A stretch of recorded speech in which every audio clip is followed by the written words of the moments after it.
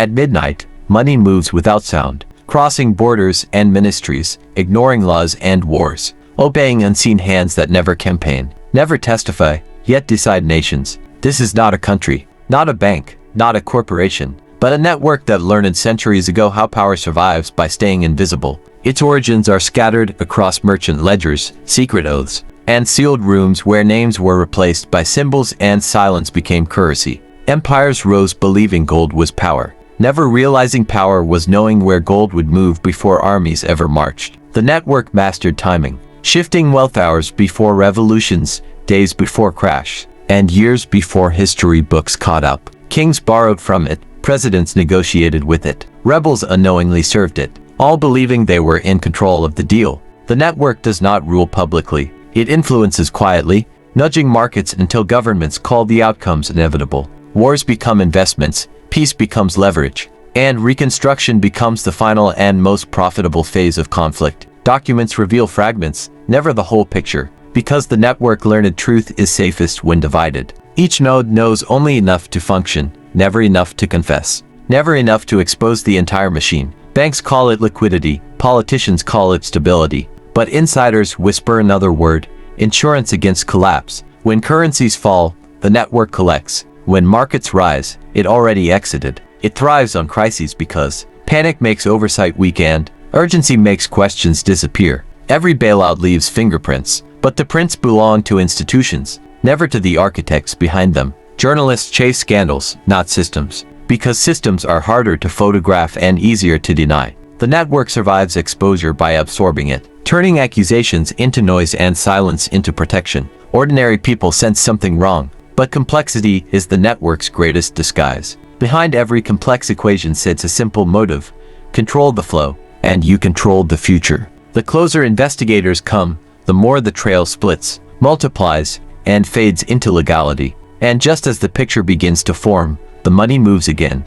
The movement follows patterns hidden beneath treaties, trade routes, and emergency meetings staged for public reassurance alone. What looks like chaos is choreography, rehearsed through decades of crash and carefully survived scandals. The network studies human fear more closely than any psychology department or intelligence agency. Fear shortens memory, narrows vision, and convinces nations to accept deals they would otherwise reject. Loans become lifelines, lifelines become chains, and chains disappear under the label of recovery. No election cycle is long enough to expose debts, designed to mature beyond political lifespans. Officials rotate, policies change, but the obligations remain, patiently collecting influence. The network does not need loyalty, only predictability, and it quietly rewards those who provide it. Think tanks publish reports, markets react, and the cycle reinforces itself without visible commands. Critics are not silenced. They are buried under technical language and competing narratives.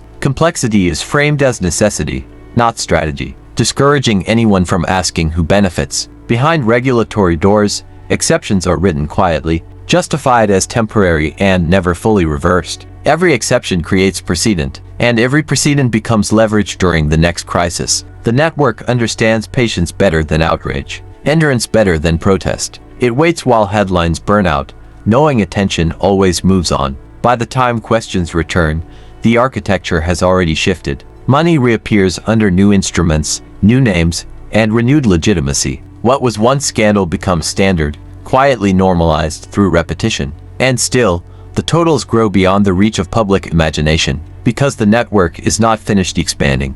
Its expansion follows technology, adapting faster than laws written for an older financial world. Digital speed shortens accountability, while amplifying reach beyond physical borders. Transactions fragment into pieces too small to notice, too numerous to track completely. Automation removes faces, and with them, moral hesitation. The network embraces innovation not for progress, but for distance from scrutiny. Every new tool promises efficiency while quietly deepening dependency. Governments struggle to regulate what they barely understand. Advisors appear from the same network they claim to oversee. Conflict of interest becomes background noise rather than breaking news. Whistleblowers surface briefly, then vanish into legal labyrinths. The story is always reframed as isolated failure, never systemic design. Patterns are dismissed as coincidence until they repeat too often. Even then, solutions target symptoms, not the structure. The network anticipates reform and adjusts before rules take effect. Its resilience lies in flexibility,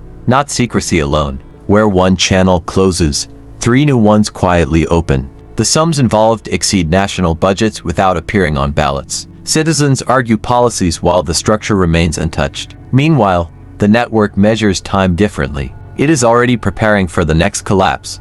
Collapses are not surprises to those who design safety nets beneath falling markets. Loss is redistributed upward, while responsibility dissolves downward. The network frames itself as indispensable, too large to confront directly. Threatening it feels like threatening stability itself. That fear is cultivated carefully, reinforced after every rescued market. Alternatives are painted as reckless, unrealistic, or dangerously idealistic. Debate narrows until only one solution remains acceptable. The network does not need to win arguments, only to limit choices. With each cycle, its influence becomes more normalized. People adapt to reduced expectations, mistaking survival for success. The network counts on fatigue, not ignorance. Exhausted societies accept complexity as fate, yet fragments of understanding continue to surface. Each fragment threatens connection. Connection threatens exposure. Exposure threatens the illusion of inevitability. The network watches these fragments carefully. It prepares responses before questions fully form, because survival depends on staying one step ahead. And somewhere, right now, the money is moving again.